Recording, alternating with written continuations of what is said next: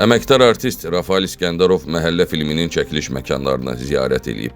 Bu barədə sənətçi Instagramda görüntülər paylaşıb. O, illər sonra Məhəllə 2-nin Moskvada çəkildiyi otelə yollanıb.